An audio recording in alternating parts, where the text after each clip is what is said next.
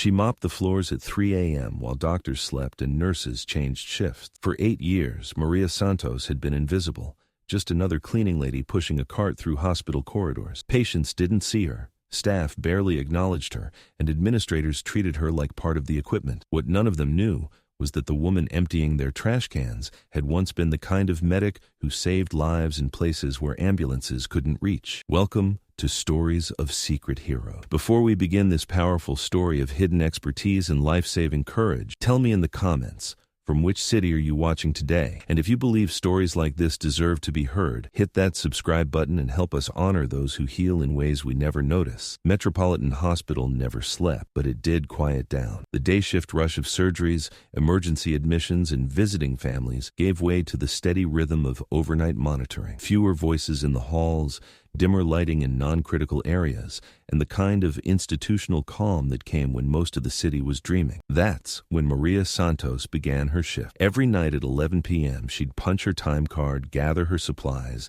and start the same methodical routine she'd followed for 8 years. ICU first. Those rooms needed the most careful attention. Then, Pediatrics, where she had to work around sleeping children and worried parents who sometimes dozed in uncomfortable chairs. Emergency department came next.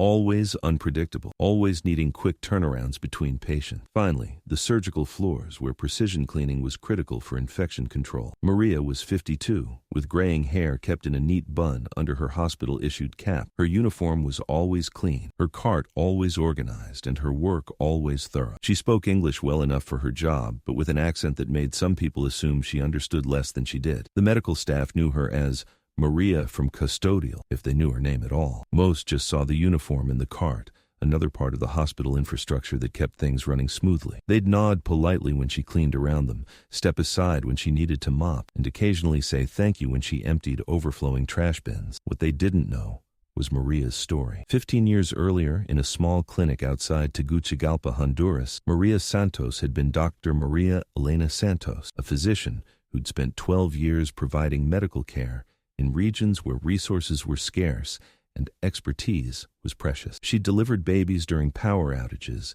treated gunshot wounds with limited supplies, and performed emergency surgeries with equipment that American hospitals would have discarded as obsolete. But medical degrees from Central American universities didn't transfer easily to U.S. hospitals. Language barriers, licensing requirements, residency mandates, and financial obstacles had turned her from Dr. Santos into Maria the night custodian. The transition had been heartbreaking, but Maria had made peace with it. At least she was still in a hospital. At least she was still around healing, even if she wasn't the one doing it anymore. Over 8 years of night shifts, Maria had developed an unofficial routine that went beyond cleaning. She knew which machines sounded wrong, which patients seemed to be in distress, and which medical situations the overwhelmed night staff might miss. She never intervened directly. That wasn't her place anymore. But she'd casually mention to nurses when a patient's IV looked problematic, or when someone in the ICU seemed to be breathing irregularly. "Just notice the gentleman in room 314 looks uncomfortable," she'd say quietly while emptying the trash. "Maybe someone should check on him." The nurses appreciated her observations, though they didn't quite understand why the cleaning lady was so perceptive about medical issues. They assumed she'd just picked up knowledge from working around healthcare for years. It was a Tuesday in December when everything changed. Maria was working the pediatric ward around 2:30 a.m. Most of the children were sleeping. The hallways were quiet, and the skeleton night crew was handling routine monitoring. She was mopping near the nurse's station when she heard a sound that made her blood freeze. Room 318, a soft, wet cough followed by a high-pitched wheeze. Maria dropped her mop and moved toward the sound. Through the partially open door, she could see a 7-year-old boy sitting up in bed, his face pale, his breathing labored. His name was Tommy. She'd seen him admitted 3 days earlier for pneumonia. His parents had gone home to sleep, trusting that he was stable and recovering well. But Tommy wasn't stable. His breathing was becoming increasingly shallow, and there was a blue tinge around his lips that Maria recognized immediately as cyanosis, insufficient oxygen in the blood. She looked toward the nurse's station. The overnight nurse, Janet, was in another room dealing with a different patient. The ward was understaffed, as it always was during night shifts. Help was available, but it might take precious minutes to arrive. Tommy made another sound, a wet, struggling gasp that Maria had heard too many times in her former life. His airway was compromised, not completely blocked, but narrowing rapidly. Without immediate intervention, he would go into respiratory failure. Maria stood in the doorway for exactly 3 seconds, weighing her options. She could call for help and wait for medical staff to respond. She could follow protocol, stay in her lane, let the licensed professionals handle the medical emergency, or she could trust 15 years of medical training and 8 years of hospital observation to do what Dr. Maria Santos would have done without hesitation. She chose to save a life. Maria moved to Tommy's bedside with the quiet efficiency of someone who'd handled respiratory emergencies in conditions far more challenging than a well-equipped pediatric ward. She could see the problem immediately: post-pneumonia mucus accumulation creating a partial airway obstruction,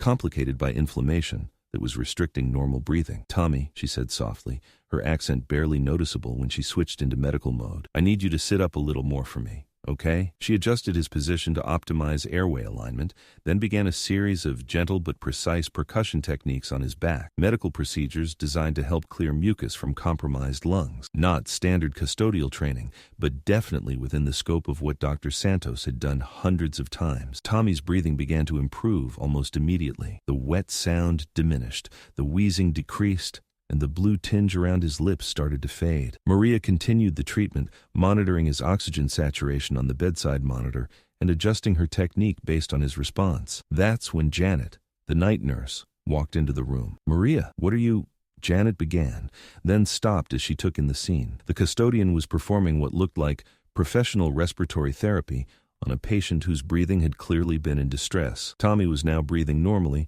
his color had returned to healthy pink, and his oxygen levels on the monitor were back within normal range. "I heard him struggling," Maria said simply, stepping back from the bed. "His airway was compromised. He's better now, but you should call the doctor." Janet moved to Tommy's bedside, checking his vitals and assessing his condition. Everything Maria had said was accurate. The child had clearly been in respiratory distress, and whatever intervention had been performed had resolved the immediate crisis. "Maria," Janet said quietly, "how did you know what to do?" Maria looked at Tommy, who was now breathing easily and drifting back to sleep, then at Janet, who was staring at her with a mixture of confusion and gratitude. "I used to work in medicine," Maria said simply. The next morning, Janet reported the incident to Dr. Patricia Reyes, the pediatric attending physician, not as a complaint, but as a commendation. Janet explained how the custodial worker had identified and resolved a respiratory emergency that could have been life-threatening if not addressed immediately. Dr. Reyes was intrigued enough to pull Maria's employment file and request a meeting. What she discovered changed everything. "Dr. Santos," Dr. Reyes said when Maria arrived at her office that afternoon,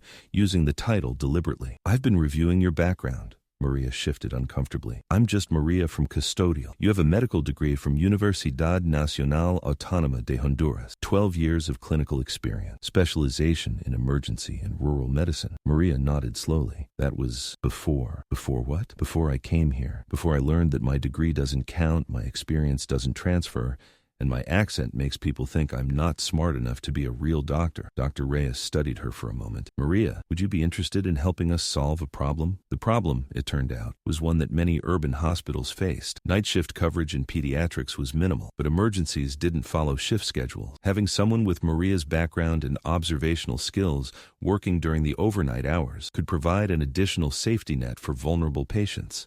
It wasn't a doctor position. Licensing requirements made that impossible without years of additional training and residency. But there were other options: medical assistant positions, patient advocate roles, clinical support jobs that could utilize Maria's knowledge while she worked toward whatever credentials might be required for full practice. "I've been cleaning floors for 8 years. Maria said. "People see me as the custodian." "People see what you let them see," Dr. Reyes replied. "Tommy's alive because you saw what others missed and acted when action was needed.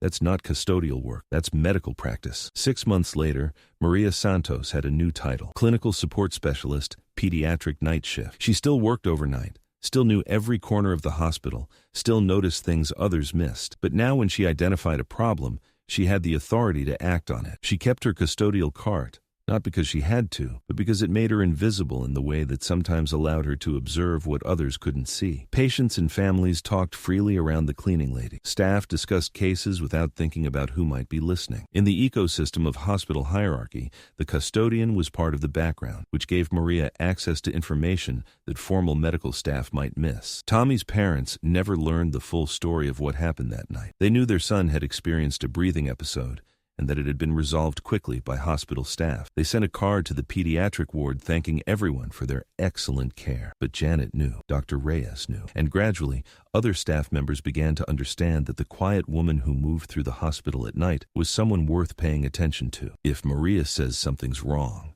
became an unofficial rule among the overnight staff. You check it out immediately. A year after the incident with Tommy, Maria was working toward the credentials that would allow her to practice medicine formally in the United States. It was a long process, expensive and demanding, but Dr. Reyes had helped her navigate the requirements, and the hospital had created a scholarship program for employees pursuing advanced medical education. Some people, Dr. Reyes explained to the hospital board when justifying the program, bring expertise that we can't afford to waste because of bureaucratic barriers. Maria Santos saved a child's life, using knowledge she gained helping people in conditions where there was no backup, no advanced equipment, no safety net except skill and experience. That's exactly the kind of person we want practicing medicine here. Maria never stopped working night shifts. Even as she progressed through additional training and certification programs, she continued to move through the hospital during the quiet hours when most of the city slept. But now when she noticed something wrong, she had the authority to do something about it. Dr. Maria Santos had spent 12 years saving lives in Honduras, 8 years watching over patients while invisible in New York, and was now beginning a new chapter where her expertise could be recognized and utilized formally. She'd never stopped being a doctor. She'd just been temporarily disguised as a custodian. So I ask you, have you ever met someone like Maria Santos? Someone whose expertise was hidden by circumstance, whose knowledge was dismissed because of language or accent or job title? Share their name in the comments. Tell us their story. Because here at Stories of Secret Heroes, we believe the greatest healers sometimes come disguised as the people we overlook every day. Thank you for watching. If this story moved you, subscribe and share it with someone who needs to remember that heroes come in all uniforms, and sometimes the person cleaning the room might be the one most qualified to save your life. Stories of Secret Heroes, where hidden expertise saves lives in ways we never expect.